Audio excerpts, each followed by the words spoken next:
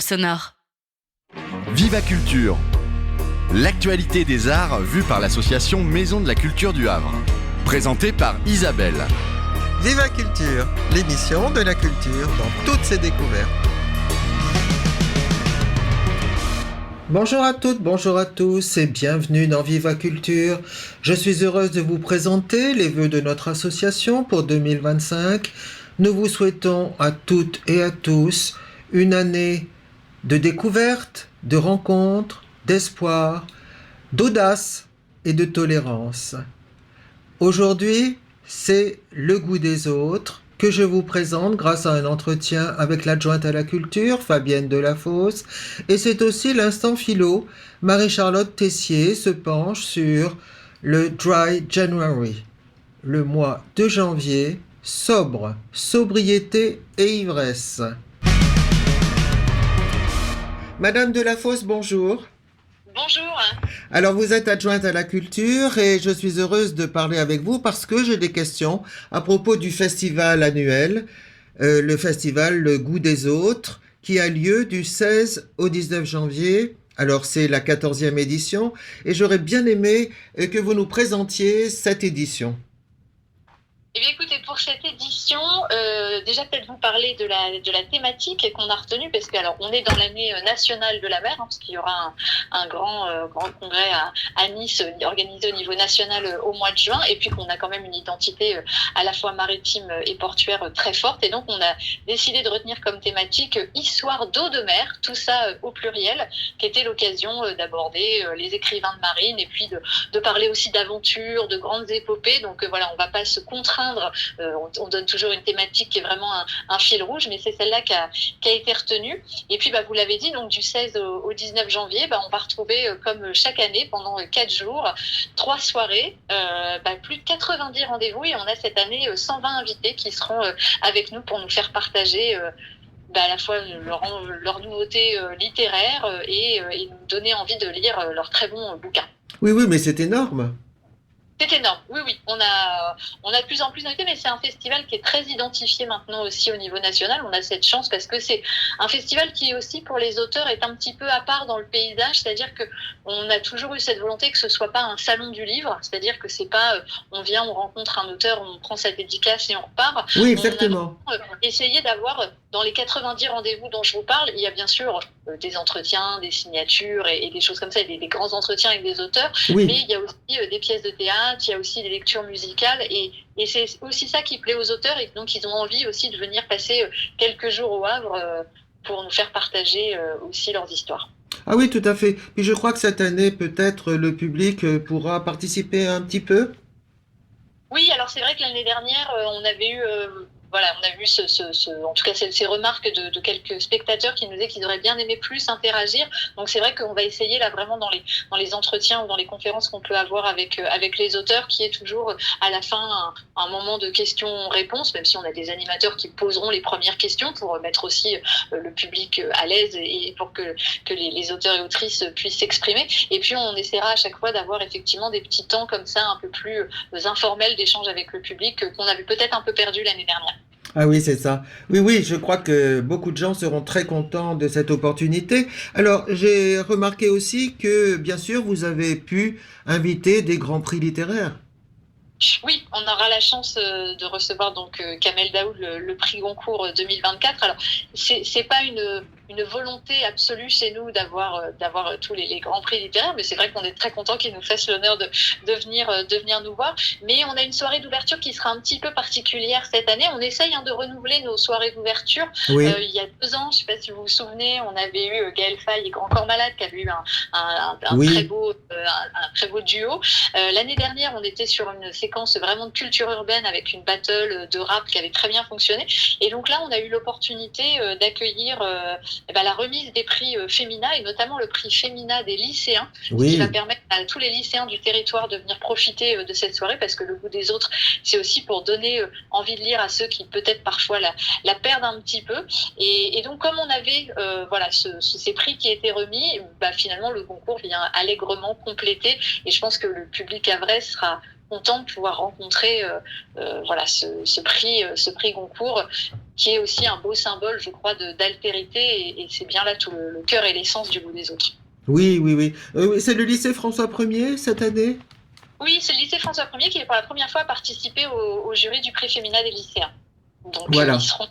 ils seront tous présents. Et puis, par contre, on perd pas de vue, ce sera pas simplement une remise de prix, qui somme toute est assez formelle, et qui n'aurait pas forcément grand-chose à voir avec la littérature. On aura ensuite la chance d'avoir Vincent Macken qui nous fera une lecture du livre de Miguel Bonnefoy, donc qui est prix féminin, Le rêve du jaguar. Et donc, la soirée se poursuivra. Il y aura cette ouverture, cette remise de prix, et puis ensuite, on retrouvera une très belle lecture de Vincent Macken.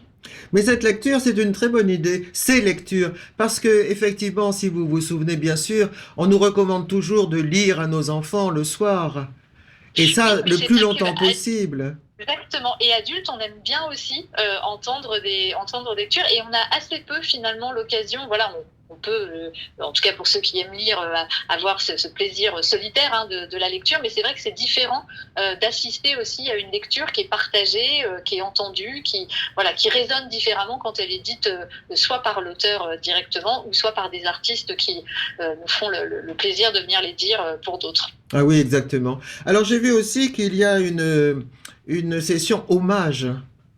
Oui, absolument. On aura un hommage à Benoît Dutertre, hein, qui, comme vous le savez, est décédé cet Oui. été. Donc, on n'avait pas, jusque-là, nous, ville, fait de communication particulière, parce qu'on avait vraiment souhaité ce qui, pour nous, semblait être le meilleur symbole, en fait, en tout cas le meilleur moment pour rendre cet hommage, qui était pendant le goût des autres. Et donc, on aura une rencontre qui sera préparée, animée avec la complicité de Marc Blanchet, le directeur de France Musique. Et donc, on aura un beau moment d'hommage à Benoît Dutertre durant ce festival. C'est ça. Et je crois aussi qu'il y a une soirée Anita Conti. Oui, absolument. Avec un beau spectacle même. C'est plus qu'une soirée, puisqu'il y aura de la musique, du théâtre, donc autour de la figure d'Anita Conti. Pardon. Oui, oui, oui, oui, oui, oui. Oui, oui. Oui, oui, je regardais un petit peu s'il y avait la parité dans vos invitations, mais apparemment oui, il y a beaucoup d'auteurs, d'écrivaines. Oui, il y a beaucoup d'autrices. C'est pas toujours évident, mais on essaie. En fait, on s'astreint, comme souvent dans tous nos rendez-vous. Alors, c'est beaucoup plus compliqué, je vous le cache pas, sur les épaules des géants, dans nos amis scientifiques, mais on essaie toujours. On compte, quoi, pour être sûr effectivement qu'on a. Et puis on a cette chance cette année d'en avoir particulièrement. On a beaucoup d'autrices, et dont on a la chance d'avoir Maëlys de Kerangal qui revient nous voir. On a Lola Lafont aussi qui sera là. Enfin, oui. On a des très en plus de la littérature qui seront avec nous. Oui, oui, oui. Et vous avez aussi un choix international. Oui, toujours. Hein, c'est vraiment, on essaie d'avoir à la fois de la littérature francophone, on va dire, et puis des auteurs internationaux qui seront là. Et puis on aura une belle journée aussi Grand Angle qui sera consacrée aux femmes d'Iran et d'Afghanistan, en compagnie là aussi d'autrices, d'illustratrices, et puis d'artistes qui sont très très engagés, avec une belle lecture musicale par Alice Raimi. Enfin, vraiment, on va avoir beaucoup de belles choses qui vont se passer, avec des moments, je pense, très émouvants. On a un très bel hommage à Jane Birkin aussi, Oui. qui est vu un peu dans une tendance un peu plus pop culture, on va dire, avec Gabrielle Crawford, qui avait écrit cette Jane Birkin Jane. Oui. Donc vraiment, on essaie comme ça. C'est pour ça que je dis toujours, on a cette thématique qui est effectivement l'histoire d'eau, mais on essaye d'avoir aussi plein d'approches. Voilà, quelqu'un qui va aimer Jane Birkin, c'est l'occasion de venir assister à une soirée, et puis derrière d'aller à d'autres rendez-vous. C'est de multiplier finalement les portes d'entrée pour donner un maximum de gens l'envie de venir écouter, voir et prendre un livre.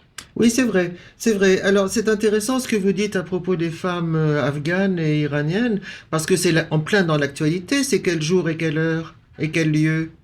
Alors, que je ne vous dise pas de bêtises, il y aura d'abord une première lecture, donc une lecture dessinée qui sera le dimanche à 11h30 au Volcan, et la lecture musicale, elle sera le dimanche aussi à 15h30 et au Volcan également.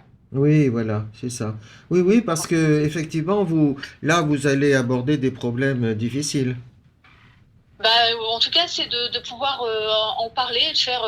On va pas forcément s'attaquer entre guillemets sous l'angle du problème, mais plutôt faire un espèce d'ode à la fois aux femmes, à la vie, à la liberté, avoir quelque chose d'assez puissant et qui viennent porter un message aussi d'espoir. Oui, c'est ça, c'est l'aspect culturel qui est intéressant. D'ailleurs, le goût des autres s'inscrit dans votre plan, dans le plan du Havre, le plan de la ville du Havre, lire au Havre. Oui, absolument, oui, ça en est un peu l'événement phare, si je puis dire, c'est-à-dire en tout cas celui qui bénéficie comme ça sur 4 jours d'une unité de temps, de lieu, de façon à ce qu'il y ait vraiment la vie finalement pendant 4 jours. On va vivre au rythme de ce festival, mais ça vient en complément, je dirais, de tout ce qui est fait tout au long de l'année, que ce soit les innombrables rendez-vous qu'il peut y avoir dans nos bibliothèques, et puis aussi la capacité de nos bibliothèques à essayer de proposer un maximum de services. Là encore, en fait, on essaie de faire en sorte que les gens viennent à la bibliothèque. Alors, pour certains, la porte d'entrée, ça va être les jeux vidéo. Je pense notamment à la médiathèque de Coquerieauville, où on a à la fois de la location de jeux vidéo, comme on le fait aussi sur Niemeyer. Et il y a un atelier, une salle dédiée, et on voit beaucoup de jeunes qui viennent, notamment le mercredi ou le samedi après-midi, et qui, en attendant qu'une console se libère, ils prennent une BD, un manga, un livre. Et c'est peut-être des jeunes qui ne seraient pas venus si on n'avait pas eu cette proposition. On va lancer aussi un service de location d'instruments de musique, parce qu'on voit bien qu'il y a un lien aussi entre la musique.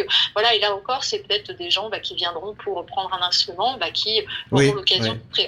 On fait comme ça, on essaie d'être là où les gens sont.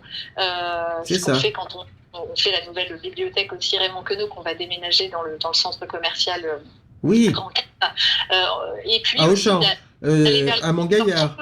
Exactement. Et de leur proposer des choses qu'ils n'auraient pas forcément. C'est pour ça que parfois, je sais qu'on m'a fait une fois la remarque en disant, notamment sur tout ce qui était culture urbaine, mais qu'est-ce que ça a à voir finalement avec la littérature?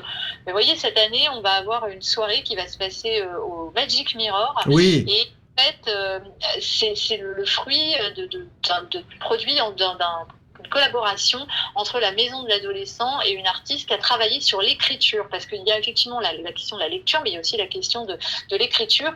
Et donc il y aura une restitution qui sera faite au Magic, avec une soirée à la fois avec des battles là aussi de rap. Et on a invité le gagnant. Alors moi, pardon, je ne connaissais pas cette série sur Netflix qui s'appelle Nouvelle École, où ce sont des battles de rap, et donc on a le gagnant qui vient, qui est adoré par les plus jeunes d'entre nous. Et là aussi, c'est une manière de leur dire, on pense à vous, on n'est pas non plus... Bien sûr, très reconnu, mais on essaye aussi, et parfois c'est des choses qui peuvent paraître un petit peu décalées, mais à la fin, l'objectif, je dirais, est toujours le même, c'est de venir prendre du plaisir à lire, écouter des lectures, écouter des textes, en fait, plus que peut-être que des livres, c'est des textes. Oui, c'est ça. Alors, les lieux sont d'ailleurs très très nombreux cette année. Oui, on a plus d'une vingtaine de lieux. Alors, des partenaires. Oui. Effectivement, on peut... Allô? Oui, vous m'entendez? Ah oui, je ne vous entendais plus.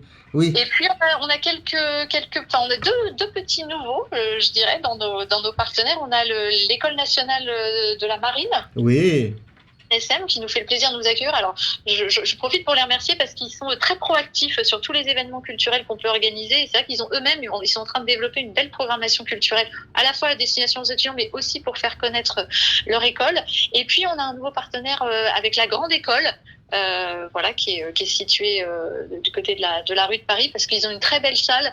Et comme on manquait un peu aussi de salles un petit peu sympas, notamment pour le jeune public, ils vont accueillir une partie de la programmation jeune public. Et puis bien sûr notre partenaire depuis maintenant 2 ans, le Volcan, qui nous met à disposition son lieu. On a toutes les librairies, que ce soit la librairie jeunesse Les 400 coups, la Galerne bien sûr, la petite librairie, les yeux d'Elsa. Oui. Avec nous, la petite librairie. Voilà, on essaye vraiment. Tout le monde se met au diapason. Le théâtre des Bains-Douches, bien sûr, le cinéma, le Styrius, le studio, nos bibliothèques. Voilà. Il manque peut-être les librairies de bande dessinée, comme BDLirium par exemple, ou La Belle Bulle, enfin bref. Oui, c'est vrai qu'ils sont. Je sais pas s'ils ont été sollicités. Après, il faut quand même avoir la possibilité d'accueillir au sein de la librairie, mais ce serait une bonne idée, effectivement, peut-être de reprendre ou de prendre contact avec eux si ça n'a pas déjà été fait. Alors, c'est vrai que sur la BD, on l'a fait. Je fais un petit aparté, mais on sort là de notre automne abulé qui a très très bien C'est rencontré vrai, son public. c'est Là vrai. aussi, parce qu'on a eu 2 beaux mois autour de la BD avec des rencontres professionnelles, des ateliers. On a eu, nos ateliers ont été pleins. On a vraiment, c'est un festival qui a été très apprécié par les Havrais et les Havraises, et donc on reproduira bien entendu, puisqu'on était jusque-là sur un week-end, et là on a vraiment passé une vraie saison automnale avec la BD. Donc je pense qu'ils avaient aussi C'est juste. C'est à juste. cette... Parlons peut-être des réservations. Les réservations se font surtout par Internet.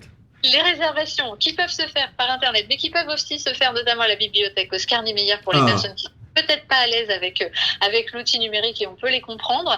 Alors, pas d'inquiétude pour les réservations. Il y a eu des réservations qui ont été mises en ligne à partir du 2 janvier. Vous pouvez voir en ce moment un message peut-être d'erreur qui vous dit que pour l'instant, il n'y a plus de place, parce que c'est vrai, on n'a pas mis toutes les places tout de suite parce qu'on était en période de fêtes et de vacances scolaires, et qu'on se disait que tout le monde n'aurait pas forcément le réflexe de penser au goût des autres, même si on est toujours très content que les gens y pensent, mais c'est pas toujours le cas.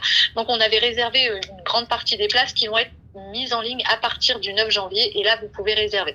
Et surtout, vraiment, je tiens à le dire, comme c'est une manifestation qui est entièrement gratuite, malheureusement on a parfois des gens qui s'inscrivent, et puis parce que aussi ils peuvent avoir un impératif, autre chose finalement qui vient contraindre leur agenda, et qui ne viennent pas au rendez-vous. Donc n'hésitez pas à venir sur les rendez-vous. 10 minutes avant le rendez-vous, quand les gens qui sont inscrits ne viennent pas, on relibère des places. Et voilà, moi, c'est bon à savoir. Depuis que je fais le festival, on n'a jamais refusé personne. On a toujours trouvé 2-3 chaises supplémentaires. Bon.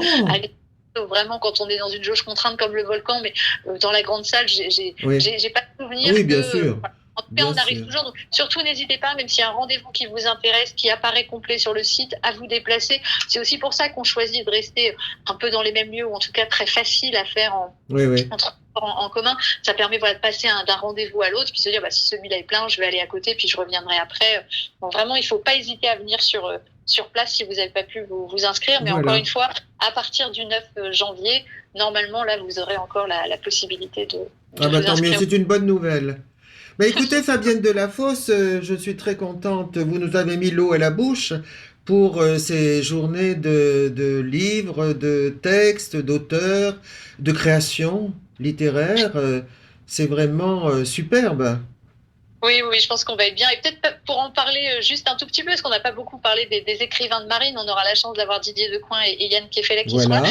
On aura Clément Hervieux-Léger de la Comédie Française qui va nous faire une très belle lecture du Vieil homme et la mer. Et puis qui a travaillé aussi, donc il y aura une deuxième lecture, cette fois-ci de Moby Dick. Et là, c'est au Théâtre des Bains-Douches avec les élèves du conservatoire. Donc voilà, on aura ces 2 belles lectures aussi.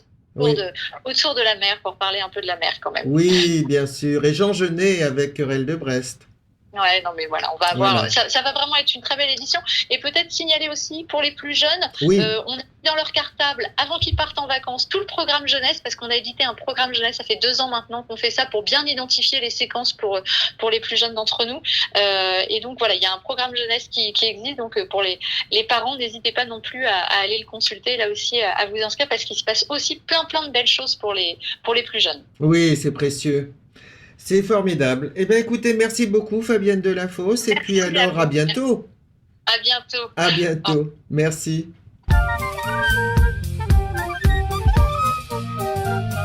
L'instant philo.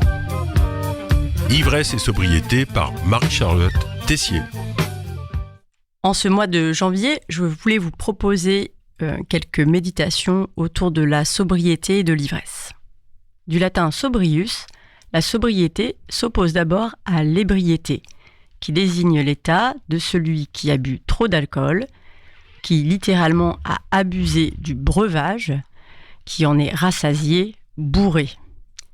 Par extension, la sobriété s'applique à d'autres domaines que la boisson pour désigner le refus de l'excès, la modération, l'équilibre. En esthétique, la sobriété est l'autre nom du classicisme, une valeur sûre, à l'abri des extravagances des modes passagères. On louera par exemple la sobriété d'un discours ou d'une architecture qui privilégie la clarté des lignes et la simplicité de la composition aux ornements superflus, effets de style et autres manières. Un discours sobre se tient à bonne distance de son sujet et de son destinataire. Il ne cherche ni à faire la démonstration de son érudition, ni à être exhaustif. Il s'en tient à ce qui peut être entendu en suivant son fil avec intelligence, sans s'égarer en route en digressions inutiles. À l'inverse, un discours auquel on reproche d'être amphigorique rappelle celui d'un homme pris de boisson, confus, embrouillé, obscur, alambiqué. Dans un autre contexte, celui de l'économie et de l'écologie, la sobriété désigne un style de vie ou une ligne de conduite. Elle est pour certains la voie à suivre pour assurer la santé de nos sociétés si l'on veut s'éviter une abstinence brutale, forcée et injuste. Le manuel Écologie, le vivant et le social dresse un état des lieux des travaux en sciences sociales qui ont pris acte des crises écologiques multiples. Barbara Nicoloso, de l'association Virage Énergie, parle d'état d'ébriété énergétique permanent pour décrire l'économie des sociétés occidentales depuis la fin du XIXe siècle. Elles ont besoin de leur dose journalière de pétrole, de gaz, de charbon, d'uranium, de sable, de lithium. Charge à nous de les désintoxiquer en interrogeant collectivement et non pas seulement individuellement les besoins humains que nous estimons nécessaires de satisfaire en tenant compte à la fois des limites des ressources et du vivant, mais aussi des inégalités sociales qui sont en jeu puisque le niveau de consommation de ressources naturelles d'un individu est généralement corrélé à son niveau de revenus. Liberté, égalité, sobriété. La sobriété n'implique pas de renoncer à la prospérité, mais de réviser nos indicateurs de richesse et de rééquilibrer l'accès aux ressources en réduisant les consommations excessives de quelques-uns au profit d'une répartition plus juste entre tous. Il faut que je réfléchisse à si je me lave les cheveux parce qu'il pleut. Que je choisisse si je mets mes bottes taille 37 ou 38 car elles sont trop petites. Est-ce que je devrais manger mon litchi maintenant ou me brosser les dents? Il faut que je lui demande si on se voit mercredi ou jeudi, car en fonction je pourrais savoir si je vais à la poste le matin ou l'après-midi. J'ai plein de trucs à faire. J'ai plein de trucs à faire. Envisageons maintenant la sobriété en son sens premier. À distinguer de l'abstinence, renoncement total à la consommation, la sobriété se garde des excès sans s'interdire de goûter à la boisson, avec modération, sans en abuser. L'étymologie est d'ailleurs sujette à discussion, le préfixe « se » pouvant être attaché au datif du pronom personnel « c'est », sibi, insistant davantage sur l'idée de maîtrise de soi plutôt que sur celle de privation. La sobriété opère alors comme catégorie d'un discours moral ou bien médical, à l'instar du régime, de la diététique ou du jeûne. Du point de vue moral, l'ébriété fait l'objet d'une condamnation quasi unanime. En France, l'ivresse est interdite sur la voie publique. Cet état d'excitation plus ou moins euphorique s'accompagne de troubles de plusieurs fonctions, principalement la vue, l'équilibre, l'élocution et la mémoire. Dans l'imaginaire commun, l'ivresse s'incarne dans une silhouette titubante au bord du déséquilibre, le doigt en l'air, adressant à qui saura les entendre des propos décousus. Certains ont le vin mauvais et peuvent se montrer agressifs. Sans cela, cette perte de contrôle entraîne bien souvent une mise en danger dont l'issue peut malheureusement être funeste. Spectaculaires, les effets de l'alcool sur les corps en font un excellent sujet pour la peinture. Au XVIIe siècle, dans une veine moraliste, le flamand Jacob Jordaens les dépeint avec force détail dans la série Le Roi boit. Exclamation qui, lors de la fête de l'Épiphanie, consacrait le roi des haricots qui était tombé sur la fève. Dans la version conservée à Vienne, toute une galerie de personnages aux trognes déformés par la boisson s'agite bruyamment. Leurs yeux se ferment comme sous la pression de l'ouverture des gosiers. Au premier plan, un chien convoite le verre dont s'est saisie une jeune enfant. Derrière elle, un des convives vide son estomac et menace de gâter le panier de provisions. Au centre de ce spectacle de débauche, de ces corps organisés autour d'orifices béants, suintants et éructants, une jeune femme, dans une tenue claire et immaculée, se tient assise dans une sobriété aussi miraculeuse que dissonante. Au milieu de cette troupe d'excentriques, elle est étonnamment concentrée, esquissant un très léger sourire. La morale de cette scène revient-elle à faire de la naïveté la vertu de la femme ? On peut en douter tant la rigidité de sa pose manque de naturel, comme si la sobriété avait quelque chose d'inadéquat et d'intenable.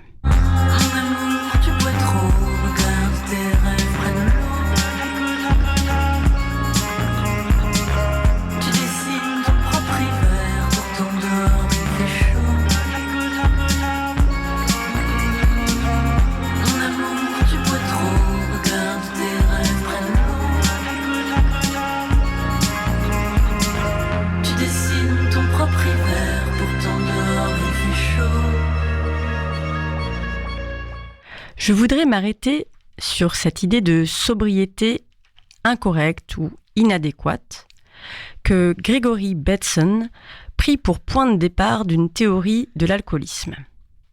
Penseur au parcours éclectique, il est principalement connu pour le concept de double contrainte employé notamment dans les thérapies familiales. Ce concept a été élaboré dans les années 1950 dans le cadre d'un travail sur la schizophrénie au sein du Veterans Administration Hospital de Palo Alto. Dans un article de 1968 intitulé « La cybernétique du soi, une théorie de l'alcoolisme », Bateson se penche sur le succès de la cure inventée par l'association Alcooliques Anonymes, qui aurait apporté à ses patients l'aide que lui-même, de son aveu, n'avait su leur offrir. Cette association avait été créée 30 ans auparavant par deux amis qui désespéraient de se maintenir dans la voie de la sobriété et ouvrir la voie à d'autres en s'inspirant de la démarche évangélique du relèvement spirituel, faisant de l'entraide et de la fraternité un des ressorts essentiels de la cure. Dans son article, Bateson rapporte les 2 premières étapes de cette conversion spirituelle. Premièrement, nous reconnaissons que nous sommes sans défense devant l'alcool et que nous ne pouvons plus gouverner nos vies. Deuxièmement, nous croyons que seul un pouvoir plus grand que le nôtre peut nous rendre la santé. Au-delà de son intérêt clinique, c'est l'épistémologie sous-jacente de cette cure qui intéresse l'anthropologue et psychologue. Il y reconnaît les prémices de l'approche systémique qu'il est en train de bâtir. Selon cette théorie de l'esprit, les comportements des individus ne sont pas compréhensibles en eux-mêmes, mais seulement comme partie de systèmes d'interaction plus vastes au sein desquels il faut les replacer. Prenons le temps d'exposer un exemple simple pour nous en faire une idée plus claire. Un énoncé tel que « je coupe un arbre » est, selon cette approche systémique, un énoncé inadéquat. Quiconque a déjà manié la hache ou la scie sait que le geste du bûcheron tient sa fluidité d'un ajustement permanent à la résistance du tronc, à l'entaille qui s'ouvre sous l'effet de l'outil et au rééquilibrage que la progressive chute de l'arbre appelle. Dans le dit énoncé, le sujet « je » masque un système d'interaction cerveau, bras, cogné, bras, cerveau. On peut même élargir le système et dire que chaque cogné est dépositaire de toutes celles qui l'ont précédé et qui font l'expérience et le métier de bûcheron, qui sait calibrer son geste. Quittons la forêt et revenons maintenant à la question de la sobriété. L'approche systémique, on vient de le voir, entend réviser la conception traditionnelle du sujet comme individu doué d'une volonté autonome et maître de soi. Or, la cure des alcooliques anonymes se distinguait à l'époque par sa rupture avec les discours qui en appellent à la force de la volonté pour résister à la tentation. La première étape, que l'on peut qualifier de négative, consiste à dénoncer l'illusion de maîtrise de soi et à se savoir sans défense devant l'alcool. Bateson entend expliquer pourquoi la mythologie de la lutte contre la bouteille et sa logique d'autocontrôle est condamnée à l'échec. Elle ne peut que renforcer la conduite addictive puisque celle-ci serait une tentative pour corriger une sobriété inadéquate. On peut résumer sa thèse a 2 idées principales. La première n'est que l'application de l'approche systémique au cas de l'alcoolisme. L'alcoolique n'est pas le malade à traiter, ou encore celui qui aurait un problème avec l'alcool, comme si son problème n'était que le sien. L'alcoolisme doit être compris comme une réponse à un contexte pathogène qui induit un comportement addictif, en l'occurrence un contexte culturel plus ou moins hérité du dualisme cartésien qui tient la matière et l'esprit pour 2 substances distinctes dissociant l'âme du corps. À l'âme qui pense et qui veut le pouvoir d'initiative et l'action, au corps le jeu de la mécanique et la passivité. Nous arrivons alors à la 2e affirmation. L'alcoolique, à sa manière, est un philosophe. Personnalité plus sensible à la dimension systémique de l'existence, il souffrirait de ne pas se sentir maître de soi, comme on l'attend de lui, et corrigerait cette expérience dissonante de la sobriété en s'enivrant. L'ivresse lui offrirait la possibilité d'expérimenter ce que sa culture ne lui permet pas d'exprimer, à savoir la communion avec autrui et l'appartenance à une sphère qui ne correspond en rien aux limites d'une individualité atomisée. Celui qui touche le fond se découvre impuissant, sans défense, à l'image du conducteur d'un véhicule qui freinerait subitement et prendrait brutalement conscience de l'inertie du système dont il n'est finalement qu'un élément, là où il se croyait capitaine. Telle serait donc la clairvoyance ou l'acuité de l'alcoolique. Excédent, dès que c'est bon, j'augmente la dose jusqu'à m'accidenter. En acceptant l'exception, j'ouvre la porte à tous les toc toc toc. Ce regard me paraît familier, me rappelle une ancienne amitié. Ces regrets fermentés par milliers, tu m'as déplu, je ne te vois plus.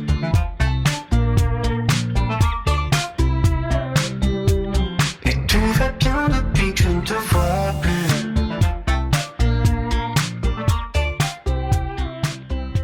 Cette analyse critique doit évidemment être replacée dans le contexte de son époque.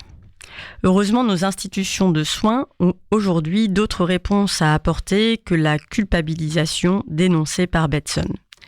Même s'il lui attribue le beau rôle en faisant un philosophe, Bateson tend à faire de l'alcoolique un type de personnalité, là où l'on peut, plus sobrement si je puis dire, se contenter de soigner une maladie. Le ton de son article est à la provocation, et il ne s'agit évidemment pas de refuser à celui qui souffre d'alcoolisme les soins dont il a besoin.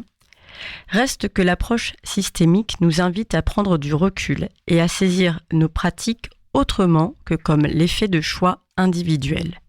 Ce qui reste l'angle d'attaque privilégié lorsque l'on s'interroge sur ses consommations. Comme le faisait remarquer Delphine Saltel dans son excellent podcast « Vivons heureux avant la fin du monde », sans toucher le fond ou se sentir malade et donc légitime dans la demande de soins, on peut errer dans une zone grise où l'alcoolisation, même si elle n'est pas envahissante, n'en reste pas moins omniprésente. Elle accompagne les rituels de la camaraderie, de la vie de famille et même de la vie professionnelle. Le premier épisode « Alcool, nous avons un problème » invitait avec humour et perspicacité à un déplacement du je au nous, de l'individu à la relation. Notre sens de la cordialité serait-il profondément marqué par le partage du vin ? Plutôt que de chercher la voie d'une sobriété heureuse, peut-être s'agit-il de chercher celle d'une sociabilité sobre ? L'ivresse, en effet, n'agit pas simplement comme un anesthésiant aidant à supporter les misères de l'existence. Elle est un lâcher-prise qui ouvre sur une expérience de la communication renouvelée, où au lieu de chercher à faire, on accepte plus aisément de se laisser agir par notre environnement. Cela n'est pas sans risque si l'entourage manque de bienveillance, mais cela n'est pas sans sagesse. Il y a dans cette expérience peut-être quelque chose du non-agir taoïste. Toute réserve gardée, en rappelant que l'ébriété n'est pas nécessairement l'ivresse, j'aimerais terminer cette émission en partageant une méditation du philosophe chinois Chuang Tzu sur la sagesse de l'homme ivre. Quand un homme ivre tombe d'un char, il n'en meurt pas, même quand le char roule vite. Il a les mêmes os et les mêmes articulations que les autres gens, mais il ne se blesse pas parce que sa force agissante est entière. Il ne savait plus qu'il voyageait en char. Il ne s'est pas rendu compte qu'il tombait. Ni mort, ni vie, ni surprise, ni peur ne pénètrent en lui, de sorte qu'il peut heurter n'importe quoi sans éprouver de frayeur. La chute, ici, est éclairée sous un nouveau jour. La description renvoie à une expérience assez commune qui n'est pas réservée à la seule ivresse, celle d'une chute spectaculaire et pourtant indolore. La pratique des sports de glisse, de la danse ou des arts martiaux fait appel à cette sagesse où le corps va au sol comme on rentre à la maison, sans regarder, les yeux fermés pour ainsi dire. Celui qui anticipe la chute et appréhende le contact avec le sol aura tendance à se crisper et à se blesser, alors que celui qui ne s'en soucie guère, qui s'émancipe du contrôle de la conscience, que ce soit par le vin ou par une autre voie, a plus de chances de s'en sortir indemne. L'homme redressé, qui s'arrache à la gravité pour lancer son regard et son désir vers un horizon à conquérir, a oublié cette sagesse.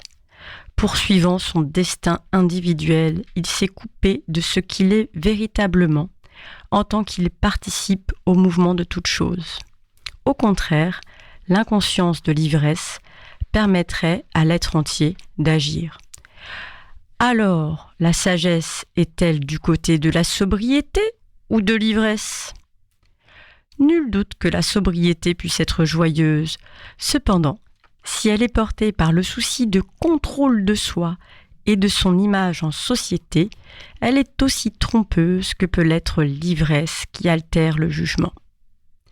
Et Maître Chuang d'ajouter : Si l'on peut se rendre entier de la sorte par le vin, combien plus peut-on se rendre entier par le ciel ?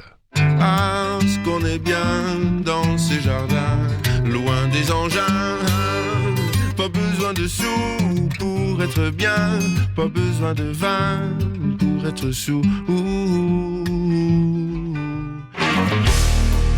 Nous venons d'entendre Viva Culture, une émission proposée par l'association Maison de la Culture du Havre, présentée par Isabelle Royer, réalisée par Mathieu Le Chevalier. À notre agenda culturel, notez notre rendez-vous du 20 mars à la bibliothèque Niemeyer à 18h30. Il s'agit de notre grande conversation Femmes invisibles. Souvenez-vous, en novembre 2023, nous avions présenté les femmes dans la peinture et dans le spectacle vivant. Au mois de mars, nous présenterons les femmes photographes. Et nous nous sommes désolés de voir que, alors que dès le début, les femmes ont été actives dans le domaine de la photographie, elles ont créé, elles ont photographié, hélas, elles ont été invisibilisées, elles ont disparu des radars, que ce soit dans les livres d'histoire, que ce soit dans les expositions, les galeries, les institutions. Nous voulons réparer cet immense gâchis et montrer tout leur talent et toutes leurs actions. Voilà, vous avez noté dans votre agenda. Au revoir, à bientôt.